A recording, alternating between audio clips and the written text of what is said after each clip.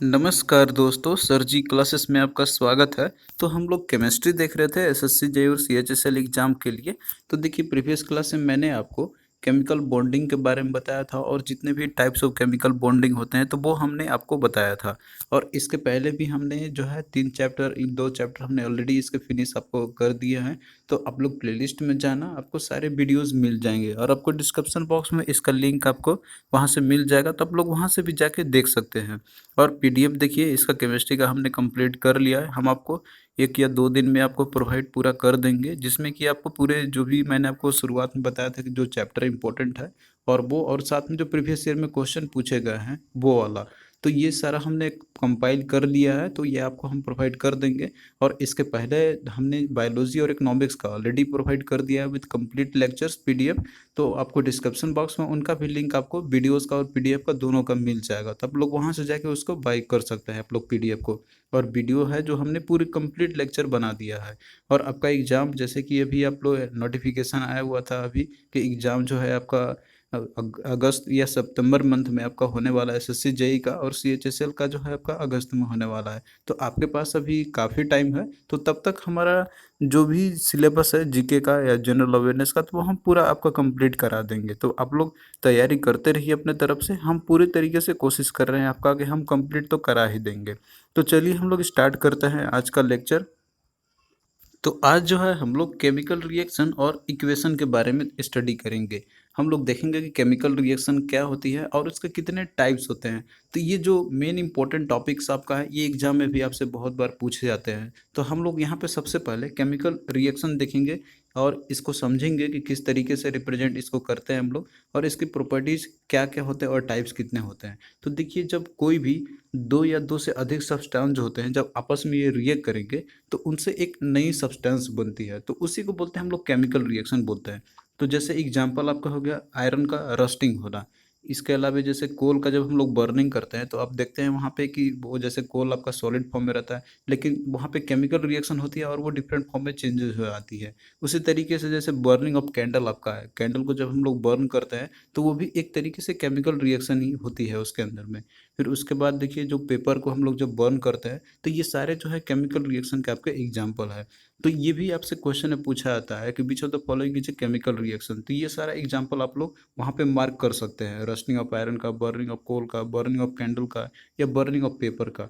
और उसी तरीके से एक एग्जाम्पल आप लोग यहाँ पे देखिए कि जैसे अगर कोई जिंक ग्रेन्युल्स है, अगर ये डाइल्यूट सल्फ्यूरिक एसिड के साथ ये जो है रिएक्शन करता है, तो यहाँ पे देखिए जो प्रोडक्ट आपका बनता है यहाँ पे वो है जिंक सल्फेट, और साथ में हाइड्रोजन गैस वो भी यहाँ पे बनती है। तो यहाँ पे केमिकल रिएक्शन आपका क्या हो रहा है कि जो H2SO4 है ये जिंक के साथ रिएक्शन कर रही है, तो यहाँ पे प्रोडक्ट क्या बन रहा है, जिंक सल्फेट बन रही है। तो अब देखिए, जब भी केमिकल रिएक्शन होता है तो उसके बाद में जो प्रोडक्ट बनती है यहाँ पे, तो वो एक नया सब्सटेंस का फॉर्मेशन होती है, जो कि ये कम्प्लीटली डिफरेंट रहेगा प्रॉपर्टीज में अपने ओरिजिनल सब्सटेंस से। ओरिजिनल सब्सटेंस हमने यहाँ पे H2SO4 लिया हुआ था, तो यहाँ पे जो जिंक सल्फेट बन रहा है तो ये टोटली डिफरेंट होगा अपने प्रॉपर्टीज से। प्रॉपर्टीज से यहाँ पे जैसे उसका बॉइलिंग पॉइंट या मेल्टिंग पॉइंट या और भी बहुत सारे प्रॉपर्टीज होते हैं, तो वो एकदम से अलग ही होती है उसकी। तो इसलिए कोई भी केमिकल रिएक्शन आपका जैसे होता है इसमें, तो उसमें आपका क्या होगा वहाँ पे कि जो न्यू सब्सटेंस जो फॉर्मेशन होगी तो वो कम्प्लीटली डिफरेंट होगा अपने ओरिजिनल सब्सटेंस से। तो ये किसी भी केमिकल रिएक्शन में आपको ये देखने को मिलेगा। तो इसमें देखिए, कोई भी केमिकल रिएक्शन होता है तो उसमें दो चीज़ होता है, एक होता है रिएक्टेंट और एक होता है प्रोडक्ट बनता है। तो रिएक्टेंट हम लोग उनको बोलते हैं हम लोग कि वे सब्सटेंस जो केमिकल रिएक्शन में पार्टिसिपेट करते हैं, तो उनको बोलते हैं हम लोग रिएक्टेंट। तो यहाँ पे देखिए H2SO4 और Zn आपका है जो केमिकल रिएक्शन में पार्टिसिपेट कर रहे हैं, तो इधर वाला ये क्या हो जाएगा, ये रिएक्टेंट हो जाएंगे। और जो प्रोडक्ट है कि जो नए सब्सटेंस जो फॉर्म होते हैं आफ्टर केमिकल रिएक्शन के बाद, उसको प्रोडक्ट बोलते हैं हम लोग। तो यहाँ पे प्रोडक्ट क्या बन रहा है, जिंक सल्फेट और जो हाइड्रोजन गैस है, तो ये क्या हो गए, प्रोडक्ट हो गए। तो अब देखिए, जैसे कोई भी केमिकल रिएक्शन होती है तो केमिकल रिएक्शन जो है वो दो टाइप्स में आपके होते हैं। एक होता है कि जैसे केमिकल रिएक्शन आपका बैलेंस केमिकल इक्वेशन रहेगा, या तो वो अनबैलेंस केमिकल इक्वेशन रहेगा।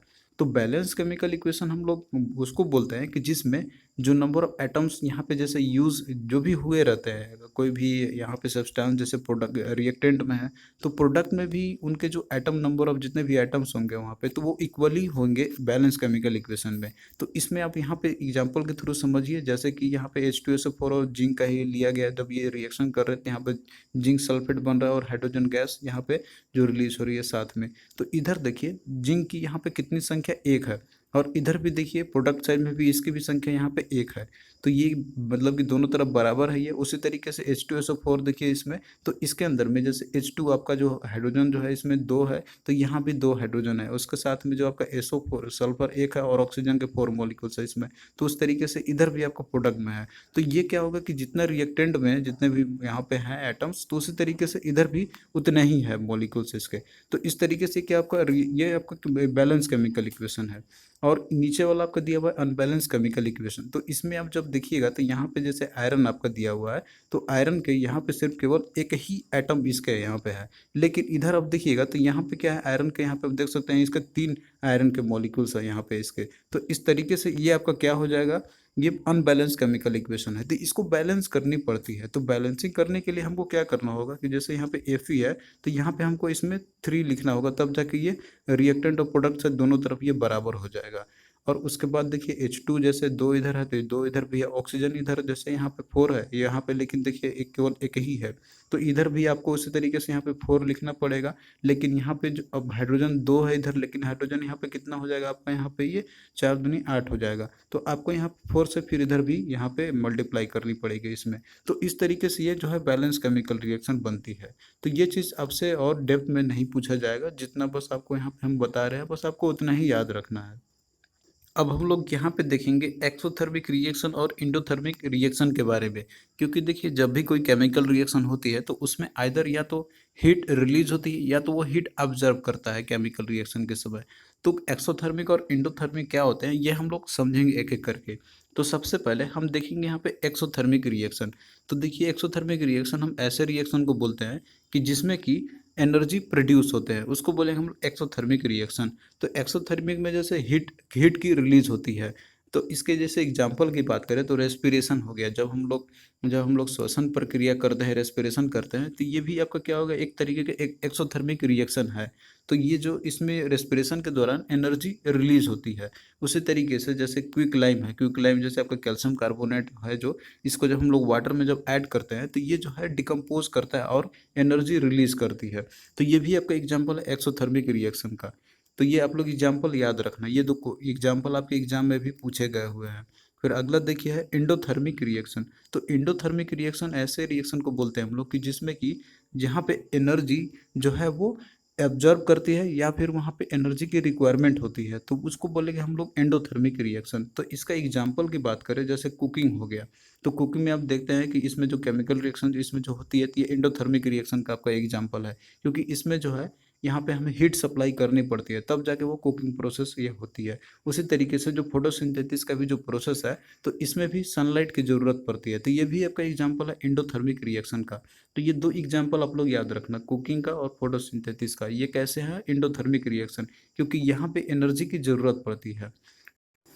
अब देखिए कोई भी केमिकल रिएक्शंस जैसे होती है तो उसके लिए कोई एक इम्पोर्टेंट रोल प्ले करती है जो उन रिएक्शन को यहाँ पे कैरी आउट करती है या फिर उस केमिकल रिएक्शन को बहुत तेज़ी से करा देते हैं। तो ऐसे सब्सटेंस जो कि केमिकल रिएक्शंस को पॉसिबल करते हैं, यानी कि केमिकल रिएक्शंस करा देते हैं, किसी भी कोई भी एलिमेंट रहता है जब कंबाइन करते हैं आपस में, कंपाउंड रहते हैं तो, या फिर जो है केमिकल रिएक्शन में वो पार्टिसिपेट ना करते हुए वो उसकी रेट ऑफ रिएक्शन को इंक्रीज कर देती है। तो ऐसे सब्सटेंस को बोलते हैं हम लोग कैटलिस्ट बोलते हैं। तो कैटलिस्ट की प्रॉपर डेफिनेशन क्या का हो जाएगा कि it is a chemical substance which is neither a reactant nor a product, यानी कि ये ना तो रिएक्टेंट है ना तो ये प्रोडक्ट है, बट द केमिकल रिएक्शन जो होता है तो वो इसी के प्रेजेंस में होती है। और ये जो है रेट ऑफ रिएक्शन को स्पीड अप कर देता है, यानी कि रेट ऑफ रिएक्शन को बहुत तेजी से ये करा सकता है। तो उसी को बोलते हैं हम लोग कैटलिस्ट बोलते हैं।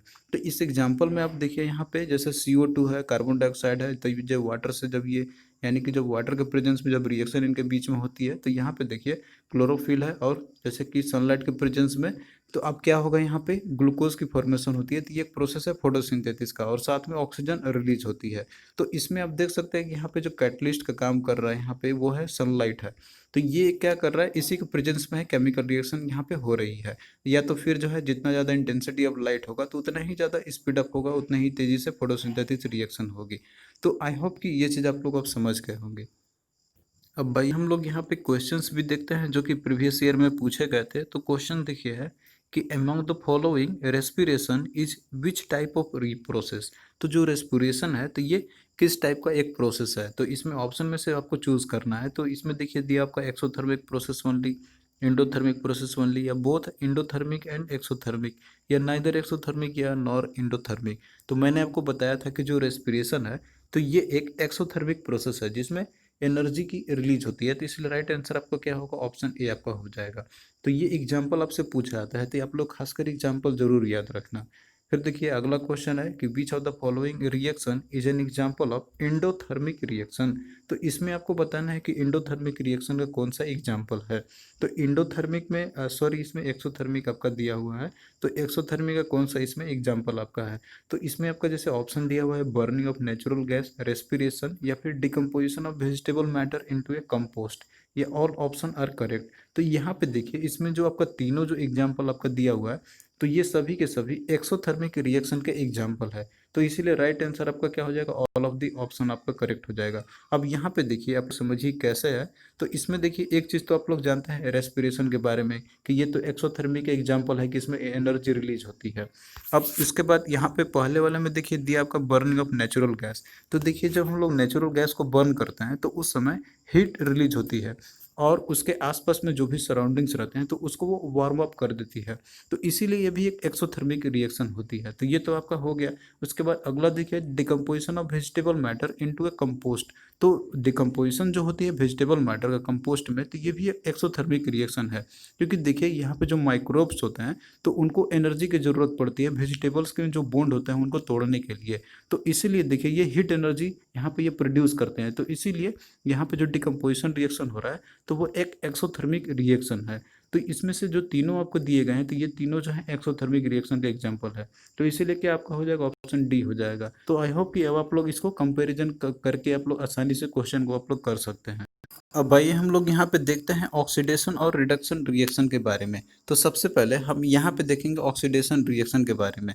तो देखिए ऑक्सीडेशन रिएक्शन हम लोग उसको बोलते हैं कि जिसमें ऑक्सीजन का उसमें एडिशन होगा या तो नॉन मेटेलिक एलिमेंट का एडिशन होगी। और इसकी दूसरी डेफिनेशन होती है कि जिसमें आपको हाइड्रोजन की रिमूवल आपको देखने को मिलेगी या फिर मेटेलिक एलिमेंट का जिसमें रिमूवल होती है कोई भी कंपाउंड से, तो उसको बोलेंगे हम लोग ऑक्सीडेशन रिएक्शन। तो इसको आप यहाँ पे एग्जाम्पल के थ्रू समझिए। यहाँ पे जैसे आपका दिया हुआ है कि Mg+O2 और यहाँ पे रिएक्शन हो रहा है MgO। तो इसमें आप देख सकते हैं कि यहाँ पे जो O2 है तो ये क्या हो रहा है Mg के साथ यहाँ पे एडिशन हो रही है। तो यहाँ पे जो ऑक्सीजन है ये क्या हो रहा है, इसमें एडिशन हो जा रही है। तो ये एग्जाम्पल आपका होगा ऑक्सीडेशन का। उसी तरीके से आप यहाँ पे भी देख सकते हैं C+O2 है तो यहाँ पे भी ऑक्सीजन की एडिशन हो रही है कार्बन के साथ, तो यहाँ पे बना रहा है आपका CO2 बना रही है। उसी तरीके से आप यहाँ पे भी आप देख सकते हैं H2+O2 तो यहाँ पे 2H2O हो जा रहा है यहाँ पे। तो इन सभी में आप देख सकते हैं कि ऑक्सीजन का एडिशन हो रही है या फिर नॉन मेटेलिक एलिमेंट का इसमें एडिशन हो रही है। तो ये आपका एग्जाम्पल किसका हो जाएगा, ऑक्सीडेशन का। अब इसमें देखिए जो कंपाउंड जो कि ऑक्सीजन को ऐड कर सकता है या फिर नॉन मेटेलिक कंपाउंड को जिसमें कोई जो ऐड कर सकता है, या तो फिर इसका दूसरा डेफिनेशन है कि जो हाइड्रोजन को रिमूव कर सकता है या फिर मेटेलिक एलिमेंट को रिमूव कर सकता है, तो उसको बोलते हैं हम लोग ऑक्सीडाइजिंग एजेंट। तो ऑक्सीडाइजिंग एजेंट का यहाँ पे डेफिनेशन आपको दिया हुआ है तो यहाँ पे आप देख सकते हैं। फिर अगला देखिए रिएक्शन है रिडक्शन रिएक्शन। तो रिडक्शन रिएक्शन जस्ट आप लोग इसका अपोजिट कर दीजिए तो वो आपका बन जाएगा रिडक्शन रिएक्शन। यानी कि इसमें जैसे आपका ऑक्सीडेशन में ऑक्सीजन का एडिशन हो रहा था, लेकिन जो रिडक्शन रिएक्शन होगा तो इसमें हाइड्रोजन का इसमें एडिशन होगा, यानी कि जो मेटेलिक एलिमेंट है उसकी इसमें एडिशन होगी। और इसमें जो है रिमूवल होगा ऑक्सीजन का, यानी कि जो नॉन मेटेलिक एलिमेंट है उसका इसमें रिमूवल होगा फॉर्म ए कंपाउंड कोई भी कंपाउंड से, तो उसको बोलेंगे हम लोग रिडक्शन रिएक्शन। तो बस आप लोग इसको एक का याद रखिए तो दूसरे का वो उसका उल्टा कर दीजिएगा, तो आप लोग इसको इजीली याद कर सकते हैं। और इसको याद करना भी बहुत आसान है, जिससे इसमें आपका दिया हुआ ऑक्सीडेशन, तो ओ आपका स्टार्टिंग में ओ आ रही है और ऑक्सीजन का इसमें एडिशन होती है, तो आप लोग इसको लिंक करके याद कर सकते हैं। और बाकी रिडक्शन का जैसे इसका अपोजिट आप लोग कर दीजिए तो आपको ये इजीली याद हो जाएगा। जैसे यहाँ पे रिडक्शन का आप लोग एग्जाम्पल देख लीजिए, इसमें आपका दिया हुआ है Cl2 प्लस H2S है, तो यहाँ पे बन रहा है HCl प्लस S है। तो इसमें आप देख रहे हैं कि जो हाइड्रोजन है ये इसके साथ एडिशन हो जा रहा है क्लोरीन के साथ, तो ये क्या हो गया आपका, इसमें हाइड्रोजन की एडिशन हो रही है, तो इसलिए रिडक्शन रिएक्शन है। तो कभी कभी आपको एग्जाम में जैसे क्वेश्चन आप केमिकल रिएक्शन आपका वहाँ पे दे देता है और आपसे पूछा जाता है कि इनमें से कौन सा ऑक्सीडेशन रिएक्शन है या फिर रिडक्शन रिएक्शन है, तो आपको केमिकल रिएक्शन देख के समझना होगा। उसी तरीके से आप इसमें भी आप देख सकते हैं कि जो हाइड्रोजन जो है इसमें यहाँ पे इसके साथ एडिशन हो रही है, तो ये भी आपका एग्जाम्पल है रिडक्शन रिएक्शन का। अब इसमें देखिए जो कंपाउंड या एलिमेंट जो कि रिडक्शन कॉज कर सकता है उसको बोलते हैं हम लोग रिड्यूसिंग एजेंट, इसमें बोलेंगे हम लोग। जिस तरीके से आपका इसमें ऑक्सीडाइजिंग एजेंट जो थे, तो वो बस आपको इसमें थोड़ा सा डिफरेंसेस ही देखना है, तो आपको इजीली ये सारे जो है याद आ जाएंगे। अब देखिए कुछ ऐसे भी केमिकल रिएक्शंस होते हैं कि जिनमें आपको ऑक्सीडेशन रिएक्शन और रिडक्शन रिएक्शन दोनों एक साथ ही आपको देखने को मिलेंगे, एक साथ ही उसमें होते हैं। तो ऐसे रिएक्शन को बोलते हैं हम लोग रेडॉक्स रिएक्शन। तो रेडॉक्स में आपका कॉम्बिनेशन ही है इसमें, रेडॉक मतलब हो गया रिडक्शन और ऑक्स का मतलब होगा ऑक्सीडेशन रिएक्शन। तो इस तरह के रिएक्शन को बोलेंगे हम लोग ऑक्सीडेशन, इसका हम लोग रिडक्स रिएक्शन बोलेंगे। तो इसका बेस्ट एग्जाम्पल जो है तो वो रस्टिंग ऑफ आयरन का है, यानी कि जब आयरन रस्ट करती है तो वो आपका एग्जाम्पल हो गया रेडॉक्स रिएक्शन का। तो ये बेस्ट एग्जाम्पल है और ये बहुत बार क्वेश्चन पूछा भी गया हुआ है एग्जाम में। तो ये कैसे होता है इसमें, तो आप देख सकते हैं जैसे आयरन है, आयरन होता है Fe आपका, तो ये सॉलिड फॉर्म में आपका रहता है। और जब ये जो है ऑक्सीजन के साथ और जो है वाटर के साथ जब ये रिएक्शन करेगी, जब इसको हम लोग खुले हवा में छोड़ देते हैं तो ऑक्सीजन वहाँ पे प्रेजेंट रहते ही है, और जब वाटर मॉइस्चर जब रहेगी इसके ऊपर पड़ेगी, तो ये जो है आप देख सकते हैं कि ये आयरन ऑक्साइड का फॉर्मेशन करता है। तो ये होता है रस्टिंग होती है इसकी। तो इसमें आप देख सकते हैं कि बोथ इसमें ऑक्सीजन का भी एडिशन हो रही है और साथ में हाइड्रोजन की भी एडिशन इसमें हो रही है। तो इसीलिए आपका क्या होगा, ये रिडॉक्स रिएक्शन का एग्जाम्पल आपका हो जाएगा। तो आप लोग इसको याद रखना है यहाँ पे। अब यहाँ पे देखिए हम शॉर्ट समरी में आपको ऑक्सीडेशन और रिडक्शन रिएक्शन का आपको हम बता देते हैं यहाँ पे, क्योंकि देखिए इसके बहुत डेफिनेशन से आपके क्वेश्चन पूछे जा सकते हैं। तो वो सारा चीज़ जो भी फॉर्म में पूछे आते हैं क्वेश्चंस, तो वो आप लोग सारा इसका याद रखना।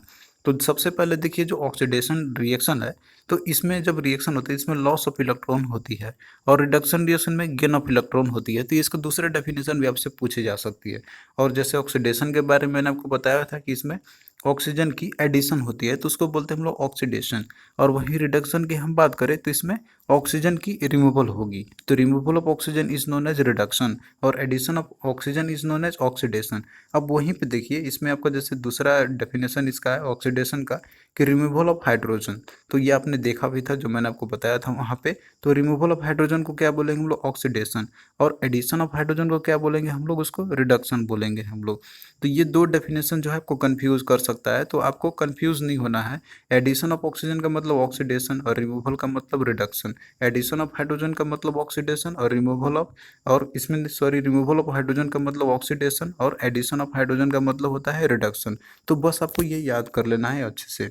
अब इसमें देखिए जो ऑक्सीडेशन रिएक्शन आपका है, तो इसमें जो है इलेक्ट्रोनेगेटिव एलिमेंट की इसमें एडिशन होती है।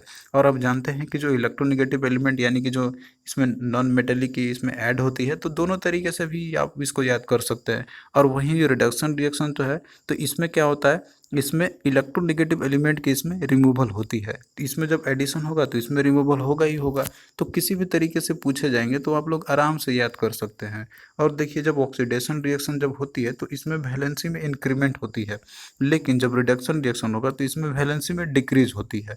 तो ये सारे आपके जो डेफिनेशंस है तो वो आपके पूछे जाते हैं एग्जाम में, तो आप लोग हर एक फॉर्म में आप लोग याद कर लेना है इसको।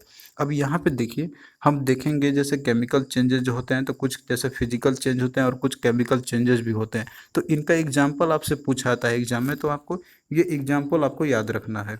तो देखिए फिजिकल चेंज और केमिकल चेंज क्या होता है, सबसे पहले हम इसका डेफिनेशन देखेंगे और उसके बाद इसका एग्जाम्पल देखेंगे। तो देखिए फिजिकल रिएक्शन में, इनमें फिजिकल चेंजेस में, यानी कि जो फिजिकल रिएक्शन कभी भी अगर होगा तो उसमें क्या क्या चेंजेस होंगे उसमें, हालांकि ये रिएक्शंस नहीं होता है फिजिकल में, बस ये इसमें आपका चेंजेस आ जाते हैं इसके स्टेट में। तो आप देखिए इसमें क्या आपका होगा कि इसमें कोई भी नया सब्सटेंस का फॉर्मेशन नहीं होता है फिजिकल चेंजेस में।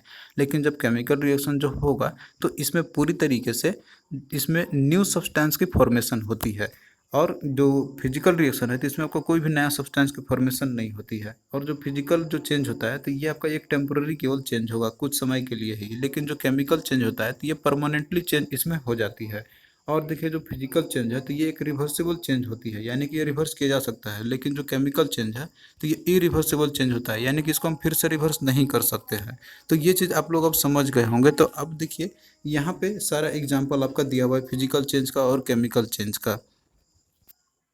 तो जैसे एग्जांपल आपका फ्रीजिंग ऑफ वाटर हो गया, सब्लिमेशन ऑफ कम्फोर हो गया, मैग्नेटाइजेशन ऑफ आयरन हो गया, ग्लोइंग ऑफ इलेक्ट्रिक बल्ब हो गया। तो ये सारे जो भी आप कहते हैं ये सारे एग्जांपल है फिजिकल चेंज के। तो ये एग्जाम में पूछा जाता है आपसे कि आपको दे देगा वहाँ पे कि सब्लिमेशन ऑफ कपूर जो है, तो ये एग्जांपल किसका है, फिजिकल चेंज है या केमिकल चेंज है। तो ये आपका क्या होगा, ये फिजिकल चेंज आपका होगा। तो ये आप लोग याद रखना। अब उसी तरीके से जो केमिकल चेंजेस जो भी होते हैं, तो जैसे यहाँ पे दिया आपका रस्टिंग ऑफ आयरन का हो गया, उसके बाद देखिए ब्लड क्लोटिंग का हो गया, formation of curd from milk हो गया, चेयरिंग ऑफ शुगर हो गया, burning of coal and wood हो गया, फोटोसिंथेसिस जो होती है प्लांट्स में। तो ये सारे क्या आपके केमिकल चेंजेस हैं। तो ये एग्जाम्पल आपके देते हैं, जो कि ये सारे वही एग्जाम्पल है जो कि एग्जाम में ऑलरेडी ये आ चुके हैं। तो आई होप कि अब आपको ऑक्सीडेशन और रिडक्शन और उसके बाद जो चेंजेस होते हैं केमिकल और फिजिकल चेंजेस, तो इसके बारे में आपको समझ में आ गया होगा। तो आइए अब हम लोग यहाँ पे कुछ क्वेश्चन करते हैं जो कि आपके एग्जाम में पूछे गए थे। तो क्वेश्चंस देखिए आपका है यहाँ पे कि in a reaction what is the loss of hydrogen by a substance is called. तो जिसमें देखिए हाइड्रोजन की जिसमें लॉस होती है यानी कि उसकी रिमूवल होगी, तो उसको हम क्या बोलते हैं, तो उसको हम लोग ऑक्सीडेशन बोलते हैं। तो इसमें मतलब कि जैसे लॉस हो रही है हाइड्रोजन का रिमूवल हो रही है, तो उसमें ऑक्सीजन की एडिशन होगी। तो एडिशन ऑफ ऑक्सीजन को ही बोलते हैं हम लोग ऑक्सीडेशन, या फिर रिमूवल ऑफ हाइड्रोजन को ही बोलते हैं हम लोग ऑक्सीडेशन। तो आपको किसी भी तरीके से डेफिनेशन आपसे पूछा जाए तो आप लोग उसको इजिली कर सकते हैं। फिर देखिए अगला क्वेश्चन है कि iron rust because of dash reaction.